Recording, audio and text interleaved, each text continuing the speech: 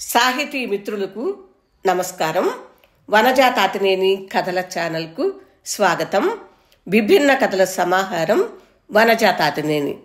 ఈరోజు ఓషో చెప్పిన జన్ కథ గురించి చెప్పుకుందాము.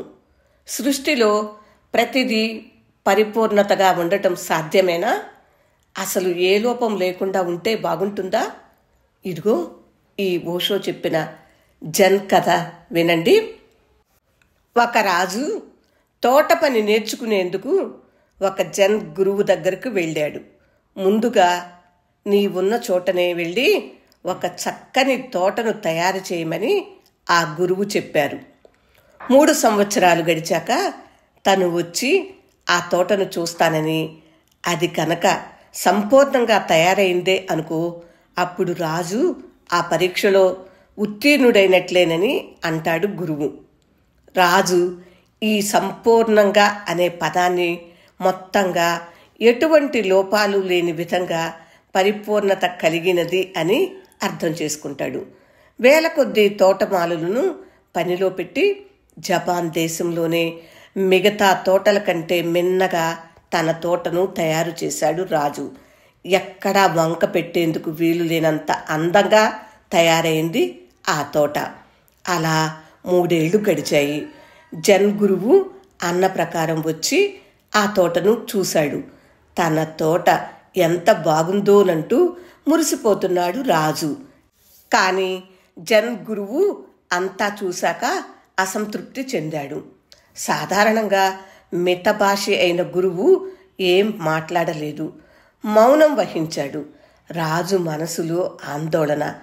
ఈ తోటకు ఇంతకు మించి చేయవలసింది, చేయగలిగేది ఏమీ లేదే. ఉన్న వాటిల్లో ఈ తోట ధీటుగా ఉందే, తానేమీ పరీక్ష తప్పడు కదా. జన్ గురువు మౌనం దుర్భరంగా ఉంది రాజుకి. ఇక ఉండబట్టలేక అడిగేశాడు. గురువుగారు, ఏమైంది?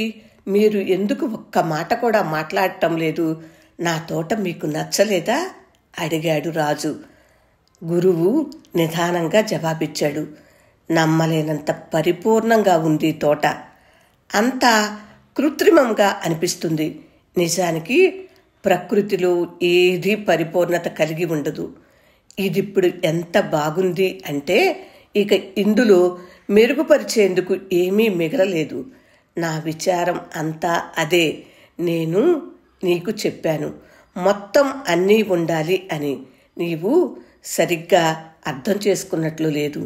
ఈ తోట మొత్తం వెతికినా ఒక్కటంటే ఒక్కటి ఎండాకు కనిపించటం లేదు.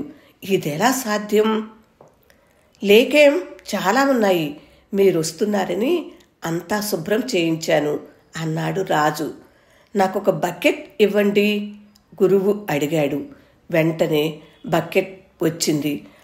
గురువు తోట బయట ఎండుటాకులు పారేసిన చోటుకు వెళ్ళాడు. బకెట్ నిండా ఎండుటాకులు నింపాడు. లోపలికి వచ్చి దారంతా వెదజల్లాడు వాటిని. సరిగ్గా అప్పుడే వీస్తున్న గాలి ఆ ఆకులతో ఆడుకోవటం మొదలుపెట్టింది. గాలితో పాటుగా ఆకుల గలగల సంగీతం. జన్ గురువు పెదవులపై చిరునవ్వు వెలిసింది. ఇప్పుడిది సరిగ్గా ఉంది. మరీ పరిపూర్ణంగా కాకుండా సహజంగా ఉంది. ఈ ఆకులే లేకపోతే తోట ఎంత నిర్జీవంగా ఉండేది. పరిపూర్ణత అంటే లోపరహితంగా అని కాదు, కానీ ఈ విషయాన్ని మనం అనాదిగా అపార్థం చేసుకుంటూనే వస్తున్నాము అని గురువు చెప్పాడు. అప్పుడు రాజుకి సమస్తం అవగతమైంది. లోపం లేకుండా ఏ వస్తువు, ఏ మనిషి, ఏ చరాచరాలు సృష్టించబడలేదు. ప్రకృతి కూడా లోపభూయిష్టంగానే ఉంటుంది. అది మనం అర్థం చేసుకుని లోపం కలిగిన వాటిని ప్రేమిస్తూనే ఉండాలి, మనలో కలుపుకుంటూనే ఉండాలి. లోపాలను వీలైనంత వరకు సవరించడానికి ప్రయత్నించాలి. మనిషి కూడా తనని తాను లోపభూయిష్టంగా తీర్చిదిద్దుకోవాలి. ఇదే పరిపూర్ణతకు చిహ్నము. పరిపూర్ణ మానవుడు అంటూ ఎవరూ లేరు. గాంధీ మహాత్ముడు కానివ్వండి, బుద్ధుడు కానివ్వండి, అందరిది కూడా ఏదో ఒక లోపంతో ఉన్నవారే. ఈ సత్యాన్ని మనం అవగతం చేసుకుందామా? మళ్ళీ ఇలాంటి మంచి కథలతో మీ ముందుకు వచ్చే ప్రయత్నం చేస్తాను. అప్పటి వరకు సెలవు. మరి విభిన్న కథల సమాహారం వనజా తాతినేని. ఇలాంటి కథలు మీకు నచ్చినట్లయితే నా ఛానల్ని లైక్ చేయండి. ఇంకా మీ మిత్రులకు, బంధువులకు షేర్ చేయండి.